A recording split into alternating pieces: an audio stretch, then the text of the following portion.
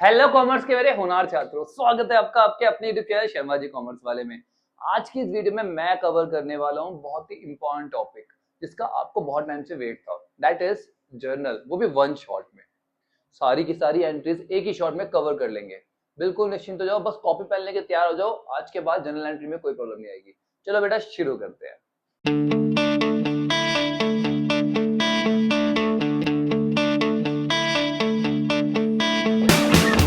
सबसे पहले देखते हैं मीनिंग ऑफ जर्नल।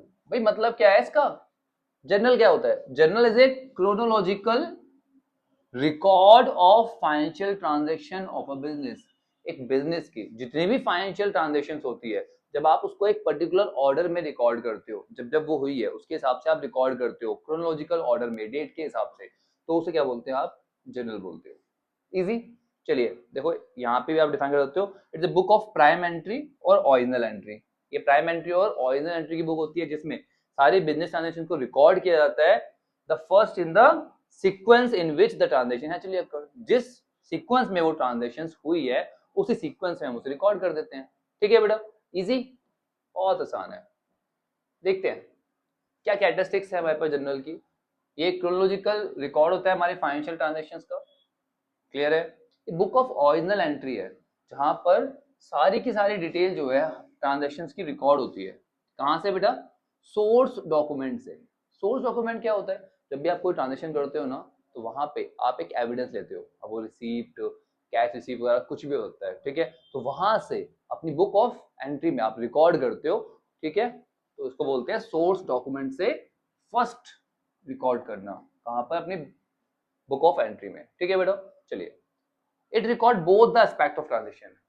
यहाँ पर दोनों ही एस्पेक्ट को रिकॉर्ड किया जाता है, डेबिट और क्रेडिट दोनों। आपको पता है हम लोग अकाउंटेंसी में डबल एंट्री बुक कीपिंग को ही यूज करते हैं। हर चीज के दो एस्पेक्ट होते हैं, एक डेबिट और एक क्रेडिट। यहाँ पर डेबिट और क्रेडिट दोनों ही एस्पेक्ट्स को रिकॉर्ड किया जाता है। ठीक है, तो ये कंप्लीट डिटेल प्रोवाइड करती है आपको ट्रांजेक्शन की। एक ही एंट्री में जो ट्रांजेक्शन हुई है उसके बारे में आपको पूरा पता लग जाता है। ठीक है, it form the base for recording और transferring the generalised transaction to the individual account known as ledger. बेटा हर एक इंडिविजुअल का पर्टिकुलर अकाउंट बनाया जाता है, ठीक है, उसको हम लेजर बोलते हैं। अब लेजर में जो ट्रांजेक्शन ट्रांसफर होती है, कहाँ से होती है बेटा? जर्नल से। तो पहले जर्नल बनेगी, फिर यहाँ से ट्रांसफर करते हैं हम लेजर में। ठीक है, आगे डिटेल में पढ़ने वाले हैं, डोंट वरी। ठीक है, since all the transaction recorded for the first time in journal, सबसे पहले कहाँ पे एंट्री रिकॉर्ड होती है? जर्नल में। इसीलिए उसको बोलते हैं बुक ऑफ ओरिजिनल एंट्री। क्या बोलते हैं भैया? बुक ऑफ ओरिजिनल एंट्री, क्योंकि सबसे पहले यहीं पे तो ट्रांजेक्शन रिकॉर्ड होती है सोर्स डॉक्यूमेंट से। चलिए अब आता है हमारे पास एडवांटेज। एडवांटेज क्या है बेटा? ये कंप्लीट इंफॉर्मेशन प्रोवाइड करता है एक क्रोनोलॉजिकल ऑर्डर में। बहुत बढ़िया। ये एरर कम कर देता है। क्यों? क्योंकि ये वेरीफाई कर देता है, साथ के साथ वेरीफाई कर देता है। भैया हर एक डेबिट को आप वेरीफाई कर सकते हो उसके क्रेडिट से। भैया आपने कुछ डेबिट किया है तो कुछ ना कुछ क्रेडिट किया होगा ना, तो दो एस्पेक्ट है, वहां पे उसको वेरीफाई कर पाते हो। ठीक है, ये लेजर में ट्रांसफर करने के लिए आपको बेस प्रोवाइड करता है ना। चलिए, ये जो आपकी एरर्स होती है उसको लोकेट करने में भी आपकी मदद करता है। ठीक है, ट्रायल बैलेंस बना के आगे हम ट्रायल बैलेंस बनाते हैं। ठीक है, तो वहां से हम जो भी एरर्स होती है उसे आइडेंटिफाई कर पाते हैं। Clear? It provide with the description of transaction that has been recorded that has to identify the reason for the record. इसमें हम क्या करते हैं? डिस्क्रिप्शन, नरेशन देते हैं ना, नीचे लिखते हैं जो ट्रांजेक्शन हुई है। ठीक है, तो उससे क्या होता है? ट्रांजेक्शन के बारे में पता लग जाता है। क्लियर? बहुत बढ़िया।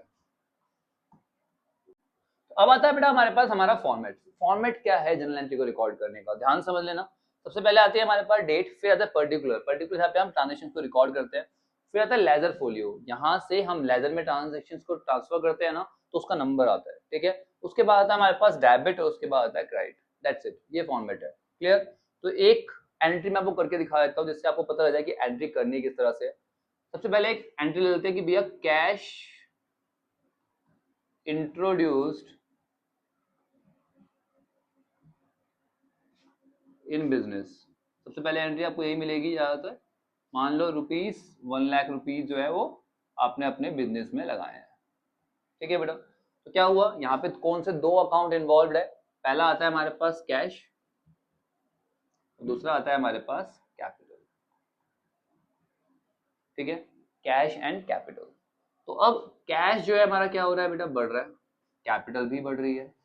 आया नहीं? बिजनेस में पैसा लगाया ना, तो कैश भी बढ़ गई और कैपिटल भी बढ़ गई। कैश जो है हमारा वो असेट होती है, असेट बढ़ रही है तो क्या होगी भाई, डेबिट, और कैपिटल जब भी बढ़ती है तो क्या होता है बेटा, क्रेडिट। तो asset debit, cash account debit होगा और कैपिटल अकाउंट क्रेडिट, ये बात क्लियर हो गई, बहुत बढ़िया।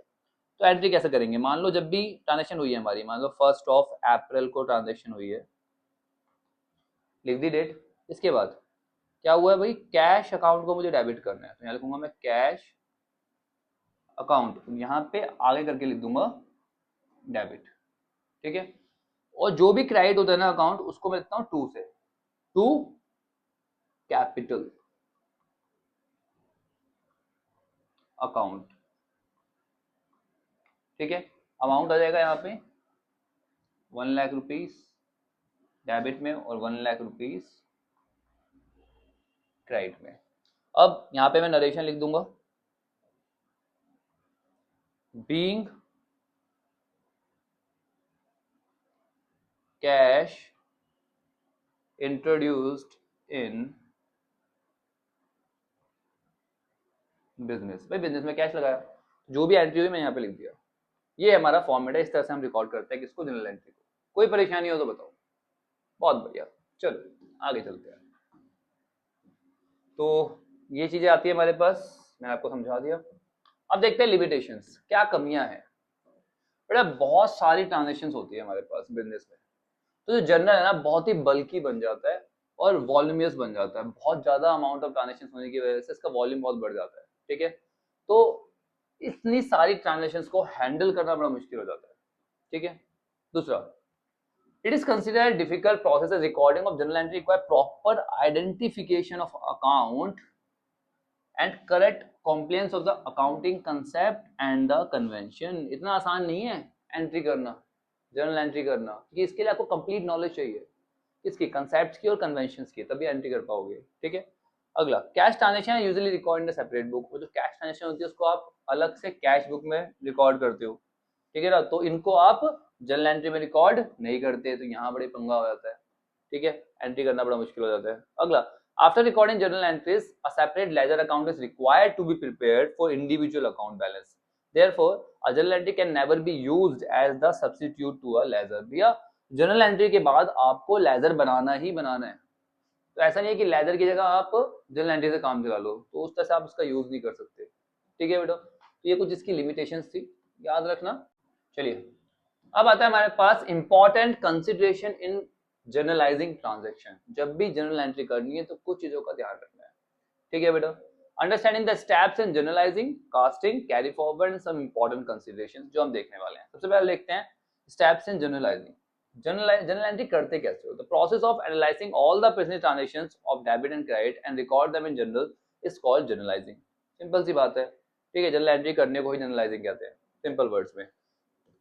तो कौन कौन से स्टेप्स हैं हमारे पास इसके। सबसे पहला स्टेप, डिटरमाइन करो कि कौन से दो अकाउंट जो है इन्वॉल्व है। जैसे मैंने आपको भी एंट्री कराई थी, ठीक है, introduce cash in the business, तो वहां पे कैश और कैपिटल दो अकाउंट जो थे वो क्या थे, इन्वॉल्व थे उस ट्रांजेक्शन में, हाँ या नहीं। सबसे पहले उनको आइडेंटिफाई कर लो, डिटरमाइन कर लो, उसके बाद उसे क्लासीफाई कर दो, किसमें, असेट में, लायबिलिटी और कैपिटल, एक्सपेंस और इनकम में, इनमें से जो भी है वो उसे आप क्लासीफाई कर लो। जैसे हमने कैश को क्लासीफाई किया था, कैसे क्लासीफाई किया था कि भैया ये तो हमारा असेट है ना, क्लासीफाई किया था ना हमने, ठीक है। और कैपिटल हमने क्लासीफाई कर लिया था कि भैया बिजनेस में पैसा लगाया तो वो क्या कैपिटल है, ठीक है। इसके बाद अपने रूल्स लगाओ, कौन से, डेबिट और क्रेडिट वाले, दोनों अकाउंट पे। कौन से रूल्स, मैं याद दिलाता हूं।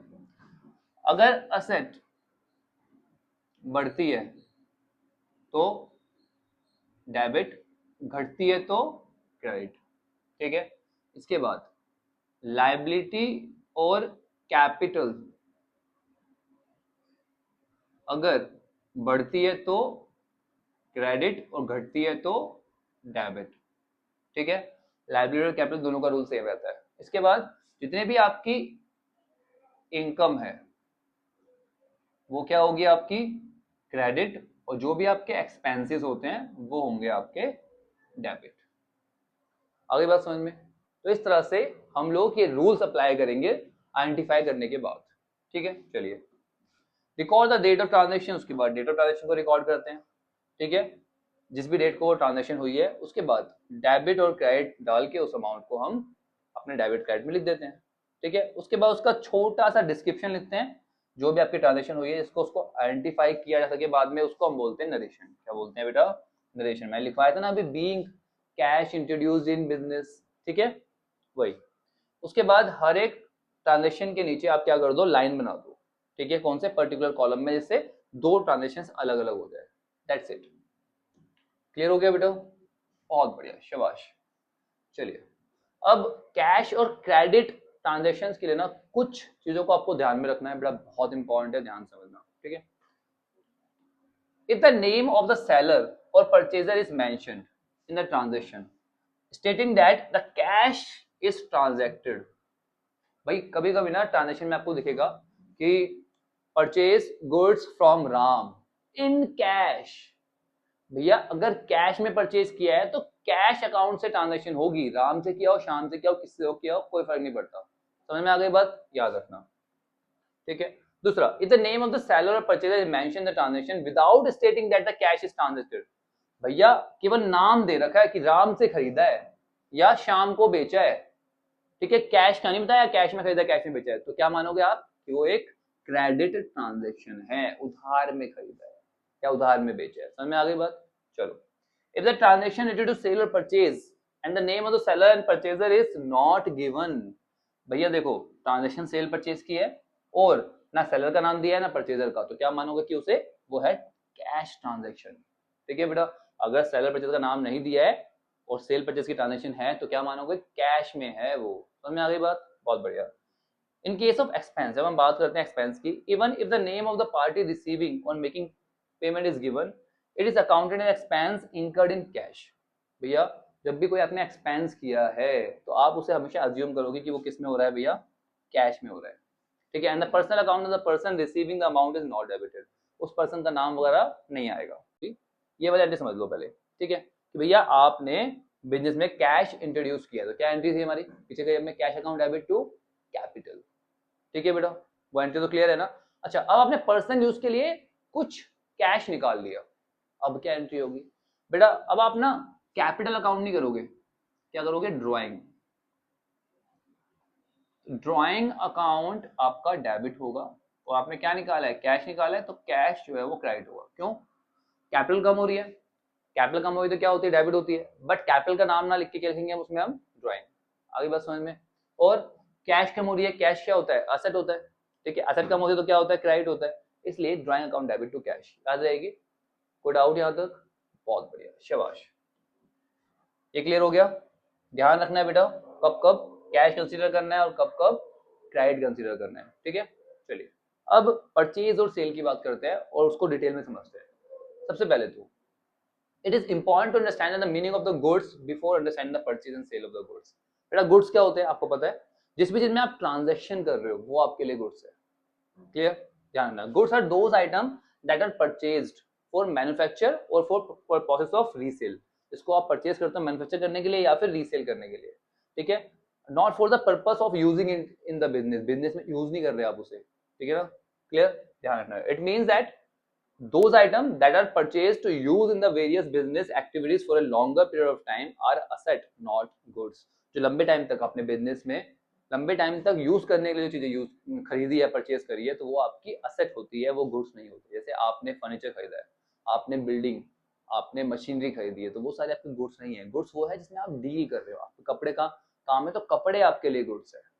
अरे बस समझ में, आपके लिए स्टेशनरी का काम है तो स्टेशनरी आपके लिए गुड्स है जिसमें आप डील करते हो, क्लियर। चलिए, it is necessary to have an idea of the account associated with the purchase and sale of the goods as follows. भैया आपको पता होना चाहिए कैसे कैसे होगा। तो भैया परचेज अकाउंट, ठीक है, this account is debited when the goods are purchase for by following rule for the expense account, increase in expense is debit and decrease in expense is credit. आपको पता है कि भैया परचेज अकाउंट को आप debit करते हो क्योंकि आप इसे एक्सपेंस की तरह कंसीडर करते हो। समझो, आपने जब भी परचेज करा तो उस पॉइंट ऑफ टाइम पे आपका क्या हो रहा है, आपके पास स्टॉक बढ़ रहा है ना, और आपका जो कैश है वो कम हो रहा है। तो भैया कैश कम होगा मतलब असेट कम हो रही है, असेट कम हो रही है तो इसका मतलब क्या है, कि आप क्या करोगे, उसे क्रेडिट करोगे। अच्छा, स्टॉक बढ़ रहा है मतलब एसेट बढ़ रही है, ठीक है, तो क्या करोगे, आप उसे डेबिट करोगे, ठीक है। ये होना चाहिए रूल के हिसाब से, ठीक है। स्टॉक बढ़ रहा है और कैश कम हो रहा है, हमने यही करा ना बिजनेस ट्रांजेक्शन के हिसाब से, हमने यही पढ़ा है, ठीक है। तो समझो मेरी बात को, अब हम यहाँ पे ना परचेज की एंट्री करते हैं, स्टॉक को मेंशन नहीं करते कभी भी, ठीक है। तो हमने क्या लेना है उसकी जगह पे, परचेज लेना है, और परचेज क्या है, मेरा एक्सपेंस है, तो एक्सपेंस क्या होगा, डेबिट होगा, तो एंट्री क्या होगी बेटा, purchase account debit to cash, अगर कैश में हुई है तो, ठीक है बेटा। और अगर यही हमारे पास हमने परचेज करा है किसमें, क्रेडिट पे, तो क्या होगा, यहां पर नाम आ जाएगा हमारे क्रेडिटर का, ठीक है। कैश में खरीदो कैश, क्रेडिट पे खरीदो क्रेडिटर, कोई परेशानी, बहुत बढ़िया। चलिए अब बात करते हैं सेल अकाउंट की। तो सेल अकाउंट को हम क्रेडिट करते हैं, ठीक है ना। जब भी आप गुड्स को सेल करोगे तो उस पॉइंट ऑफ टाइम पे सेल अकाउंट को आप क्रेडिट करोगे, क्योंकि रिवेन्यू है भैया, इनकम है, इनकम को क्या करते हैं हम लोग, क्रेडिट करते हैं जब भी इनकम बढ़ती है तो, ठीक है। तो क्या एंट्री होगी बेटा, अगर कैश में सेल करा है तो cash account debit to sales account, और अगर क्रेडिट में बेचा है तो क्या बन जाएगा आपका, डेटर बन जाएगा, तो आप डेटर को क्या कर दोगे, डेबिट कर दोगे, कोई परेशानी। हर एक ट्रांजेक्शन को बिल्कुल दिमाग में सेट करते हुए चलना है। चलिए, तो अब आता है हमारे पास परचेज रिटर्न। परचेज रिटर्न को हम क्रेडिट करते हैं, भाई परचेज को डेबिट किया था ना, तो परचेज रिटर्न को क्या करेंगे, क्रेडिट करेंगे, क्यों, क्योंकि एक्सपेंस जो था वो हमारा कम हो रहा है, सिंपल सी बात है। तो एंट्री क्या होगी, कैश में था तो कैश, और क्रेडिट में था तो creditor, account debit to purchase return, ठीक है जी। सिमिलरली सेल के साथ होगा, सेल अकाउंट जब हमने सेल की थी तो उस पॉइंट ऑफ टाइम पे सेल को हमने क्रेडिट किया था, अब सेल रिटर्न हो जाएगा तो क्या कर देंगे, डेबिट कर देंगे, ठीक है। तो क्या आएगा भाई, sale return account debit to, cash में किया था तो कैश, क्रेडिट में किया तो डेटर, डेटर का नाम है तो डेटर का नाम आ जाएगा। क्लियर बेटा, कोई परेशानी। चलिए अभी केवल ये समझिए, ये क्लोजिंग स्टॉक की एंट्री बाद में। अब आता है हमारे पास डिस्काउंट। बेटा डिस्काउंट क्या होता है, amount of reduction in the price of the goods और सर्विसेज। जब गुड्स और सर्विसेज के प्राइस कम हो जाते हैं, उसमें कुछ रिडक्शन होता है, उसको बोलते हैं डिस्काउंट। सिंपल वर्ड में ऐसे बोलते हैं, reduction in the total amount payable, जितना पे करना था गुड्स और सर्विसेज के लिए, उसमें जो आपको कम हो गया अमाउंट, तो रिड्यूस हो गया, उसको बोलते हैं डिस्काउंट। क्लियर, दो पार्ट में क्लासिफाई करते हैं, ट्रेड डिस्काउंट और कैश डिस्काउंट। एक एक करके समझ लो दोनों को। पहले बात करते हैं ट्रेड डिस्काउंट में। ट्रेड डिस्काउंट प्राइस में रिडक्शन होता है जब आप क्या करते हो, किसी सामान को क्वांटिटी में खरीदते हो, ठीक है, तो उस पे मिलने वाला डिस्काउंट जो है वो ट्रेड डिस्काउंट कहलाता है। जैसे मान लो आप एक रजिस्टर खरीदने गए, वो 100 रुपए का था, आपने बोला कि भैया मुझे 20 चाहिए, ठीक है, कितने चाहिए, 20 चाहिए, आप क्वांटिटी में खरीद रहे हो, तो उसने कहा ठीक है आप मुझे 1900 रुपए दे दो। उसने आपको 100 रुपए का क्या दे दिया, 100 रुपीज का क्या दे दिया, डिस्काउंट दे दिया। ये डिस्काउंट क्यों मिला, क्योंकि आपने बल्क में खरीदा था। किस में खरीदा था बेटा, बल्क में, ज्यादा क्वांटिटी में खरीदा, तो उसको बोलते हैं ट्रेड डिस्काउंट। ठीक है बेटा, समझ में आ गई बात। जो भी परचेज का अमाउंट है उसमें ट्रेड डिस्काउंट को माइनस करते हैं, वो अमाउंट हम यहाँ पर लिखते हैं।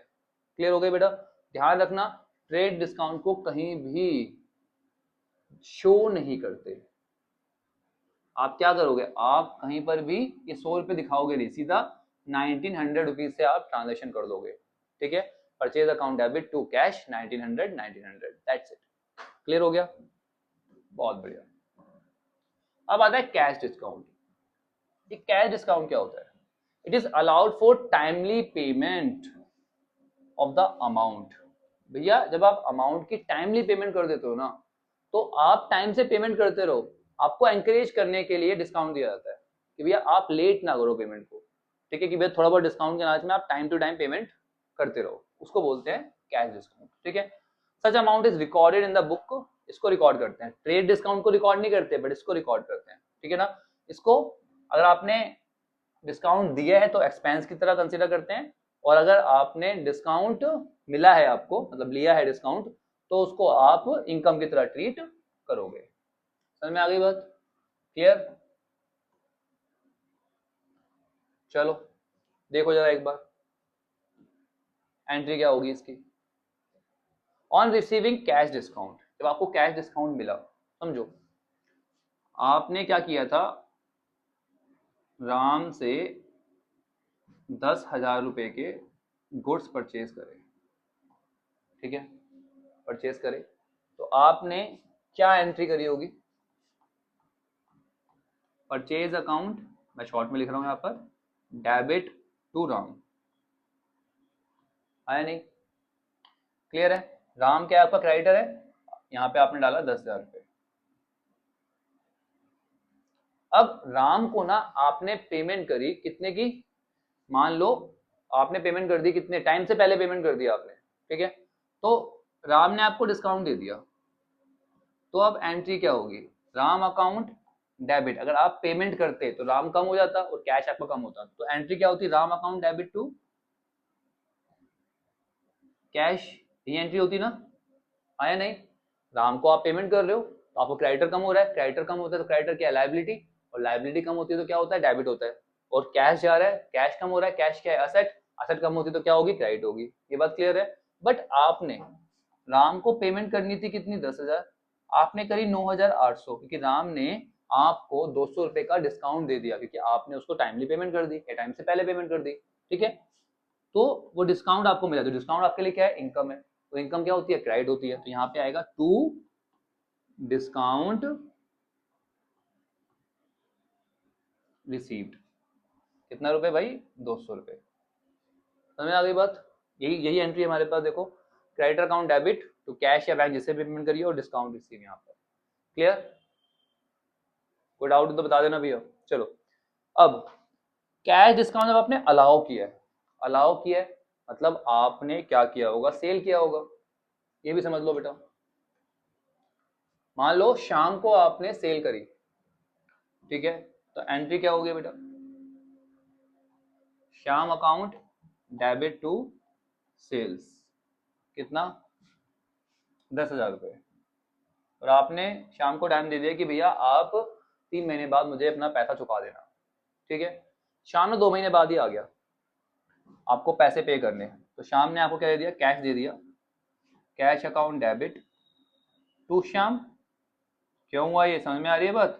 शाम क्या है आपका, डेटर है, डेटर कम हो रहा है तो क्या होगा, क्रेडिट, क्यों, क्योंकि डेटर एसेट होता है, एसेट कम होती है तो क्रेडिट होता है, और कैश तो आपको बढ़ ही रहा है। क्लियर? तो कैश अकाउंट डेबिट टू शाम, ये आपकी एंट्री होनी थी, पर आपने क्या कहा, शाम एक काम कर भाई, तू मुझे ना केवल 9,800 रुपए दे दे, 200 रुपए तेरे लिए डिस्काउंट, क्योंकि तू हर बार टाइम पे पेमेंट करता है, तो 200 रुपए डिस्काउंट, डिस्काउंट मैंने उसको दिया है, तो मेरे लिए क्या हो गया बेटा, खर्चा हो गया,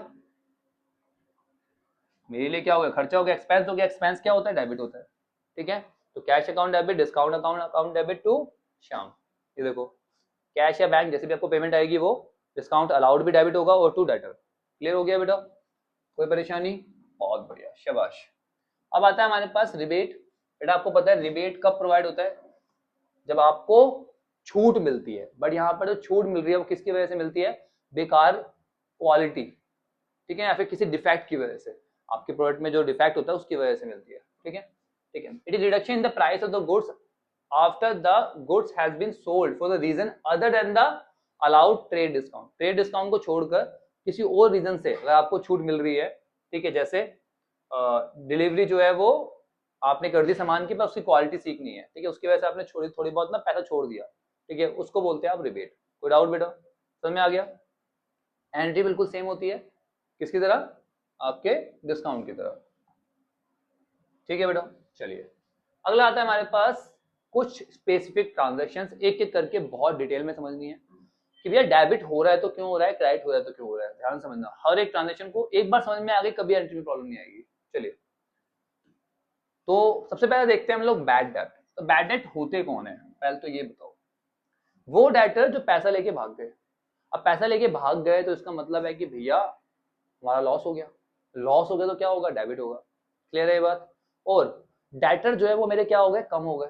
भाई जब भाग गए तो अपने बुक ऑफ अकाउंट से उनको कम कर दूंगा ना, नहीं करूं क्या, उसको वैसे की वैसे रख के रखूं, नहीं, तो मैं डेटर को कम कर दूंगा। ठीक है, तो यहां पर दो अकाउंट जो है इन्वॉल्व हो गए, एक हो गया बैड डेट और दूसरा हो गया डेटर। ठीक है भाई, डेटर क्या होता है, मेरा असेट होता है, असेट कम हो रही है तो क्या होगा, क्रेडिट होगा। और बैड डेट क्या है, मेरा एक्सपेंस है, तो एक्सपेंस क्या होता है, हमेशा डेबिट होता है। तो इसीलिए एंट्री होती है bad debt account debit to debtor. कोई परेशानी, बैड डेट की एंट्री में कोई परेशानी? चलिए, क्लियर हो गया, बहुत बढ़िया, शाबाश। अब कभी कभी क्या होता है ना, डेट का कुछ पार्ट तो वो देने के लिए राजी हो जाता है, कुछ पार्ट तो रिकवरेबल होता है और कुछ पार्ट रिकवरेबल नहीं होता। तो जितना पार्ट रिकवरेबल है, ठीक है, वो आप क्या डाल दोगे, कैश में डाल दोगे, जितना पैसा आपको मिल रहा है कैश अकाउंट डेबिट, और जो नहीं मिल रहा वो डाल दोगे आप बैड डेट में। ठीक है, और बाकी डेटर तो क्रेडिट होना ही है। कभी कभी ना क्वेश्चन में लिखा होगा, मान लो राम जो है ना आपको पे कर रहा है 60 पैसे इन अ रुपए, 1 रुपए में 60 पैसे, आपने उसको सेल करी थी कितने की, 10,000 रुपए की। ठीक है, तो अब कैश 60 पैसे 1 रुपए मतलब कितना हो गया, 60%, तो 10,000 का 10,000 में से 6,000 रुपये आपको पेमेंट मिल रही है, तो वो आएगा आपके कैश अकाउंट में। ठीक है बेटा, आ रही बात समझ में, कैश में कितना आ जाएगा, 6,000 कैश है बैंक में, और जो 4,000 है वो आपके बैड डेट हो गया कि वो दे ही नहीं रहा, और डेटर आपका पूरा का पूरा 10,000 रुपये, यहाँ पे राम अकाउंट लिख दोगे। क्लियर हो गया, बहुत बढ़िया, शाबाश। अब आता है अगली entry, bad debt recover. Bad debt recover, यहाँ पे आपका जो बैड डेट था वो रिकवर हो गया। ठीक है, पहले पैसा लेके भाग गया था, पे ही नहीं कर रहा था, ठीक है, पर अब उसकी आत्मा जाग गई कि भैया इस भले मानुस का पैसा नहीं खाना, तो अब वो आपको पे कर रहा है। आपने वो बैड डेट पहले राइट ऑफ कर दिया था, ठीक है, तो अब तो बस वो पैसा आ गया गलती से, है ना, तो इनकम हो गई। तो इनकम क्या होती है हमारे पास, हमारी क्रेडिट होती है, सिंपल सी बात है। और कैश आ रहा है या बैंक से पेमेंट कर रहा है, जैसे भी कर रहा है वो डेबिट कर दोगे, तो कैश या बैंक डेबिट हो जाएगा और इनकम जो है हमारी क्रेडिट हो जाएगी। इनकम किस नाम से क्रेडिट होगी, बैड डेट रिकवर। समझ में आ गई बात, बहुत बढ़िया, शाबाश।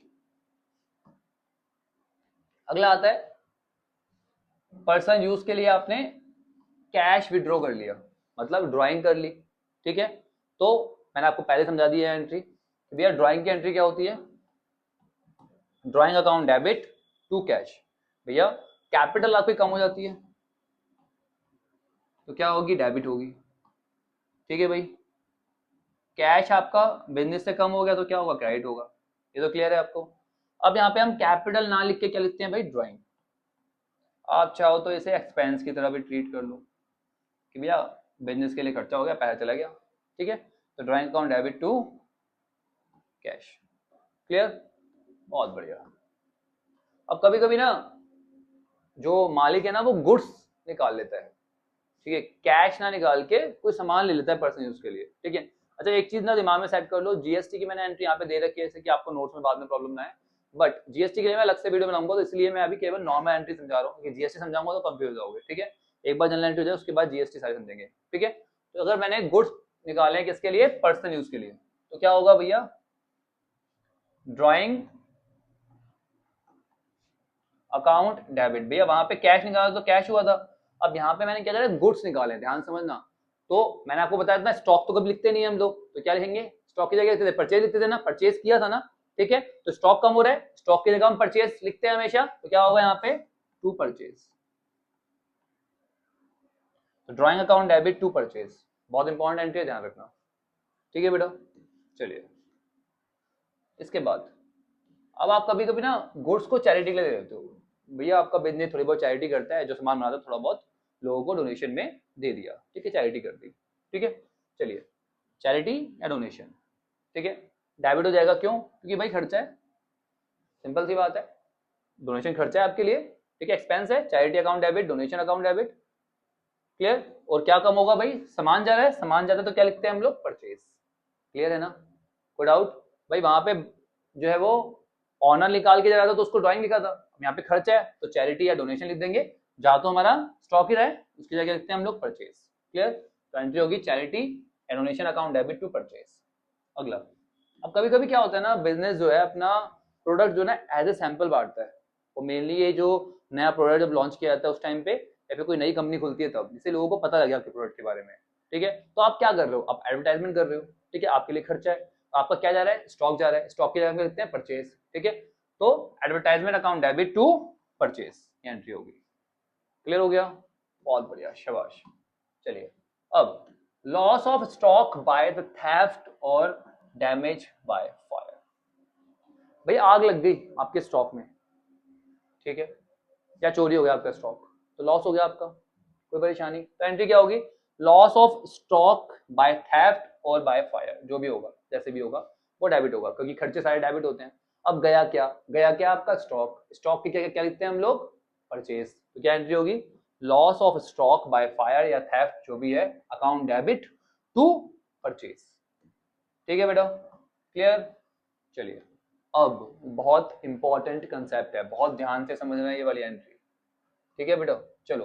अब आपने क्या कर रखा था, आपके गुड्स को आपने इंश्योर करा रखा था, भैया इंश्योरेंस था आपका गुड्स का। ठीक है, पहले से आपने इंश्योरेंस करा रखा कि आग वाग लगेगी तो इंश्योरेंस कंपनी पे करेगी। ठीक है, तो भैया क्या एंट्री होगी, insurance company account debit to purchase, क्योंकि भैया अब आपके लिए इंश्योरेंस कंपनी जो है आपकी डेटर बन गई, भाई वो पैसे देगी, बात खत्म।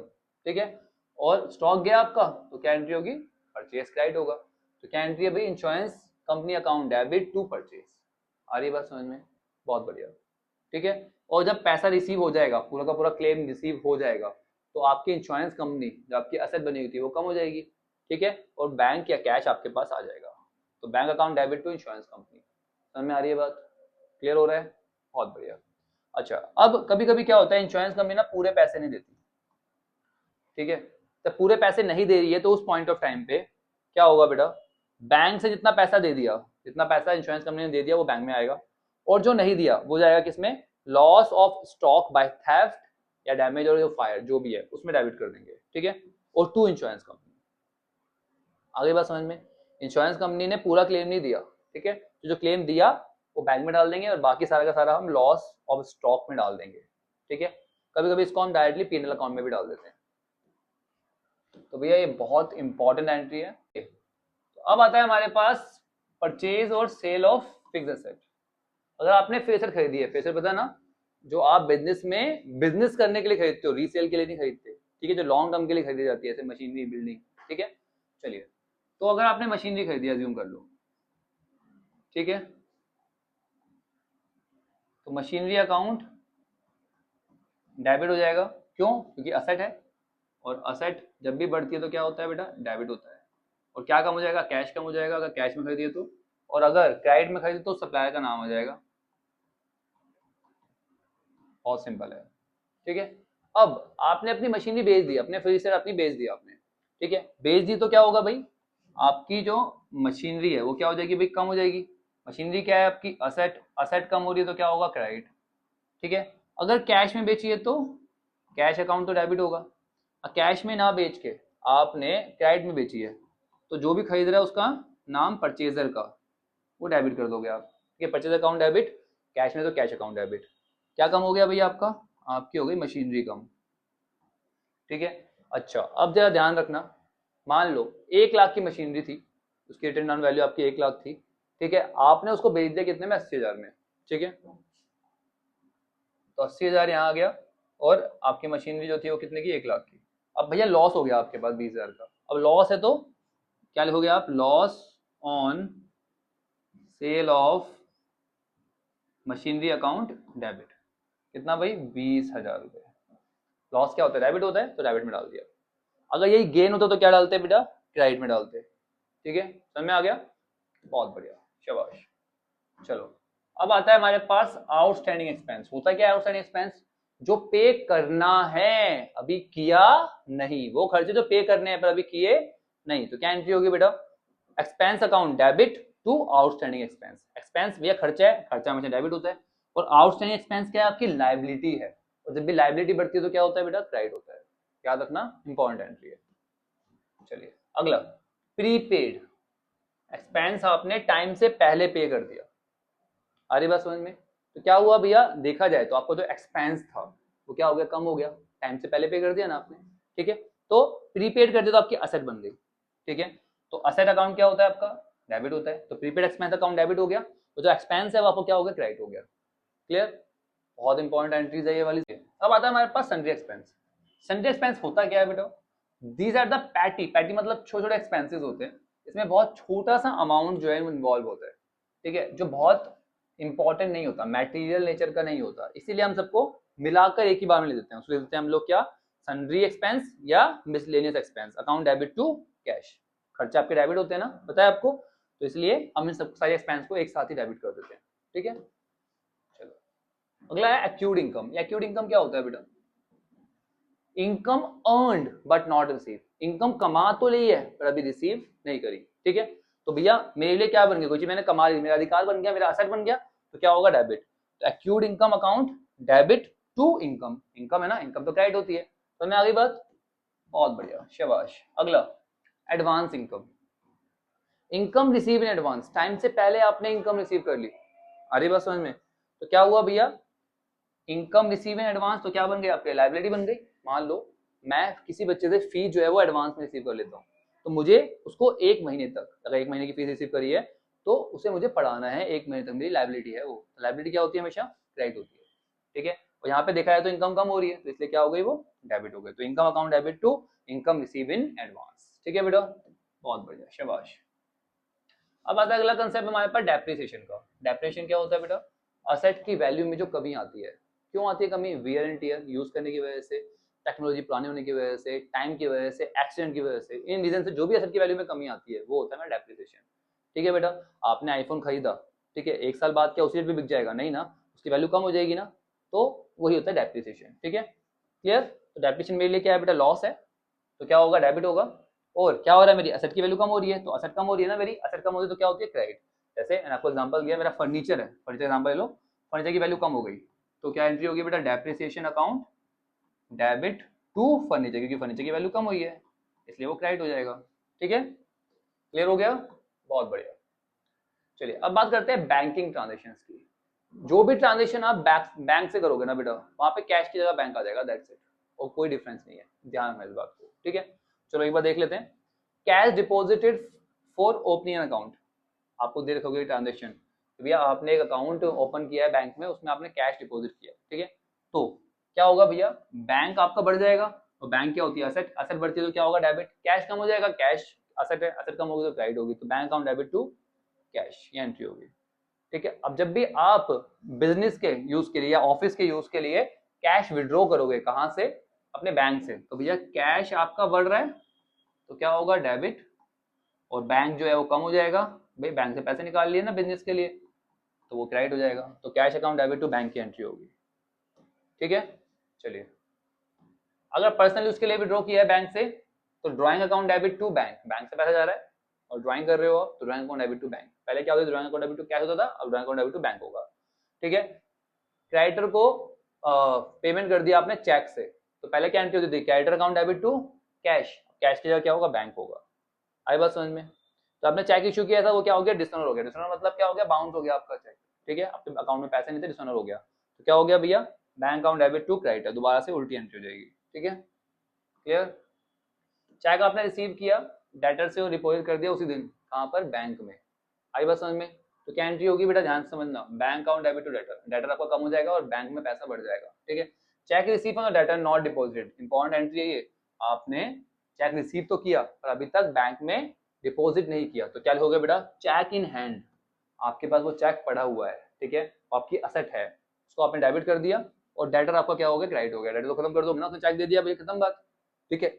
जब आप उसे डिपॉजिट करोगे तो बैंक अकाउंट डेबिट हो जाएगा, बैंक आपका बढ़ जाएगा, और जो आपका ये असेट बना हुआ था, जो चेक था आपके पास, वो कम हो जाएगा, ठीक है, इसलिए उसको क्रेडिट कर देंगे। समझ में आ गई बात। और अगर चेक जो है वो आपने डिपॉजिट जो किया था वो डिसऑनर हो गया, तो बैंक आपका दोबारा कम हो जाएगा और आपका डेटर दोबारा से बन जाएगा, ठीक है। इसलिए debtor account debit to bank की एंट्री हो जाएगी। क्लियर, शाबाश, ठीक है। Payment to creditor by draft, कभी कभी ना हम पेमेंट को क्रेडिटर को पेमेंट करते हैं कैसे, ड्राफ्ट से, ठीक है। तो creditor account debit to bank, यहाँ पे आपको कुछ दिख रहा है, बैंक चार्जेस, बेटा बैंक ना ड्राफ्ट बनाने को चार्जेस लेती है, अरे बस समझ, आपको खर्चा होता है, तो वो भैया बैंक चार्जेस के नाम से आता है, ठीक है। तो क्रेडिटर अकाउंट डेबिट, क्रेडिटर कम हो रहा है आपका, ठीक है, बैंक से पैसे कम हो रहे हैं और कुछ चार्ज बैंक ले रहा है तो उसको मैंने डेबिट कर दिया, ठीक है। अब ये जो एक्सपेंस की आप कोई भी पेमेंट करते हो बैंक से, अभी तक एक्सपेंस की पेमेंट क्या एंट्री क्या होती थी, expense account debit to cash, ठीक है, बट अगर बैंक से करो तो expense account debit to bank हो जाएगा, ठीक है। बैंक चार्जेस पेड, बैंक आपको इतनी सारी सर्विस प्रोवाइड करता है तो उसके लिए कुछ ना कुछ चार्जेस तो लगाता है ना, राइट। आपके लिए क्या खर्चा है, तो क्या एंट्री होगी, bank charges account debit to bank, bank कम हो जाएगा और चार्जेस खर्चा है तो वो डेबिट हो जाएगा, ठीक है। अब आता है हमारे पास बैंक इंटरेस्ट चार्ज, बैंक ने इंटरेस्ट चार्ज करा है, कभी कभी ना आप जब ओवरड्राफ्ट वगैरह कर लेते हो, ठीक है, तो बैंक ना आपसे इंटरेस्ट चार्ज करता है, चार्ज तो आपके लिए खर्चा है, तो interest account debit to bank, bank कम हो जाएगा, ठीक है। और सेविंग अकाउंट पे आपको इंटरेस्ट मिलता भी है, मिलता है ना, एफडी अकाउंट पे इंटरेस्ट मिलता है ना, तो वो क्या होगा, उससे आपका बैंक बढ़ जाएगा और आपका इंटरेस्ट आपको रिसीव हो जाएगा, इंटरेस्ट रिसीव मतलब इनकम है, इनकम क्रेडिट होगी, बैंक हमारा असेट है तो डेबिट हो जाएगा, ठीक है। चलिए, अब कभी कभी ना बैंक फर्म के बिहाफ पे ही इंश्योरेंस वगैरह की पेमेंट कर देता है, ठीक है, तो क्या एंट्री हो गई भाई, insurance premium account debit to bank, clear, insurance premium खर्चा है और बैंक हमारा क्रेडिट हो जाएगा, ठीक है बेटा। चलिए, अब कभी कभी बैंक ना हमारे बिहाफ पे डिविडेंड रिसीव कर लेता है, तो बस कैश की जगह बैंक आ जाएगा, ठीक, बैंक का लोन आपने रीपे किया कितने, कैश में, तो कैश कम हो गया, लोन कम हो गया, लोन कम हो गया तो डेबिट हो गया, लोन लायबिलिटी होती है, ठीक है, ठीक है। Bank loan repaid in cheque, अगर आपने लोन पे करा है किससे, चेक से, तो बैंक का लोन कम हो जाएगा, लोन क्या है, लायबिलिटी, लायबिलिटी डेबिट हो रही है, चेक से पे करा तो क्या होगा बेटा, बैंक, ठीक है। चलिए, transfer of fund from one bank to another, एक बैंक से दूसरे बैंक में आपने ट्रांसफर करा है, मान लो पीएनबी से आपने एसबीआई में ट्रांसफर करा है, तो एसबीआई अकाउंट बढ़ रहा है तो डेबिट हो जाएगा और पीएनबी क्रेडिट हो जाएगा, तो ये कम हो रहा है, ठीक है, आ रही बात समझ में।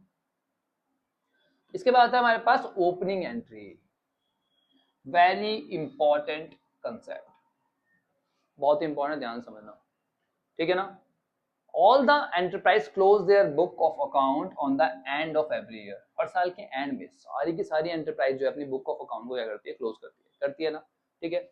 इन this process all the nominal account are closed by transferring them to the profit and loss account, आप प्रॉफिट एंड लॉस अकाउंट में और जितने भी पर्सनल और रियल अकाउंट होते हैं उनको बैलेंस करके आप ट्रांसफर कर देते हो, ठीक है, clear. Such closing balance become the opening balance for the next year, जो क्लोजिंग बैलेंस इस साल का होता है अगले साल के लिए क्या होता है, वो ओपनिंग बैलेंस होता है, आया नहीं, तो उस ओपनिंग बैलेंस के लिए आपको जर्नल एंट्री पास करनी होती है, उसको बोलते हैं ओपनिंग एंट्री, आई बात समझ में। इसके अंदर क्या करते हो आप, सारे असेट्स को डेबिट करते हो और लायबिलिटी और कैपिटल को आप क्रेडिट करते हो, ठीक है। देखो कैसे एंट्री होगी,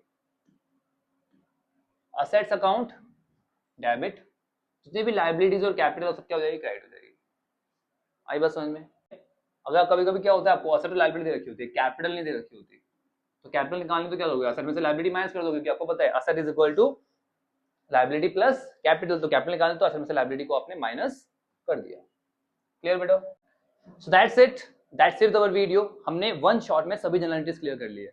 अब आपका क्या काम है, आपको सभी जनरल एंट्रीज दोबारा से एक बार रिवाइज करनी है, पूरी तरह से दिमाग में सेट कर लेनी है, फिर भी कोई डाउट आता है तो अपने भाई को कमेंट सेक्शन में बताओ, इसके बाद क्वेश्चंस पे लग जाओ, क्वेश्चन प्रैक्टिस करना शुरू करो, मैं भी बहुत जल्द इसे क्वेश्चंस की वीडियो आपको प्रोवाइड कर दूंगा।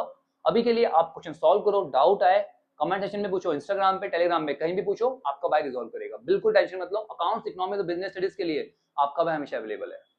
चलिए बेटा, मिलते हैं नेक्स्ट वीडियो में, तब तक के लिए take care, bye bye, study hard, और हाँ, चैनल को अगर अब तक सब्सक्राइब नहीं किया, सब्सक्राइब कर